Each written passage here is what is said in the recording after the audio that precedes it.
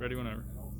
Hey guys, Doc Beach here with Bryan LItz, and we actually want to go over something that's really important that the radar system allowed us to analyze across a number of user rifles. So one of the factors that are important at long range is the variation in your ballistic coefficient from shot to shot. It's very similar to muzzle velocity in that it has a standard deviation, and hand loaders and long range shooters are very familiar with managing the standard deviation and muzzle velocity of their ammo because of the vertical spread at long range.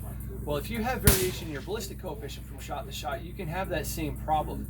But the problem is there's no way to easily measure that for average shooters. That's one of the more valuable pieces of information that we get from the Doppler radar system that shows us not only the average BC, a very accurate measurement for say a 10-shot sample, but also shows us the standard deviation of the ballistic coefficient that indicates to us how consistently that bullet is flying. So if you come over here, I'll show you on the screen here some of what I'm talking about. So this is a result of shooting 10 shots with the radar, and so this is the drag curve. Okay, you can see at supersonic speed the drag is all very close together.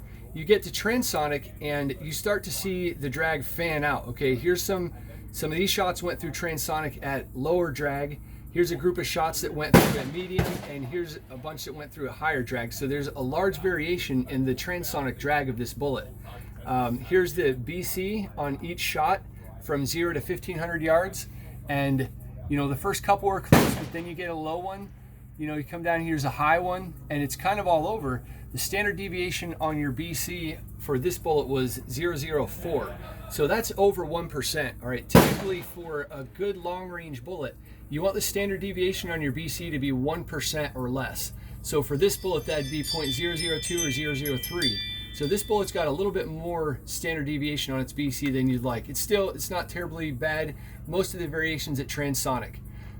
Here's another way of looking at it. This is a whisker plot showing the variation in drag, and most of the way through supersonic, the variation is small.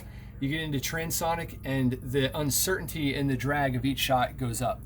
So that was the point of this video, is to give you guys just a quick look at a metric that you don't normally get to see with normal instruments, and that's the variation in your shot-to-shot BC, and that will make your groups taller at long range.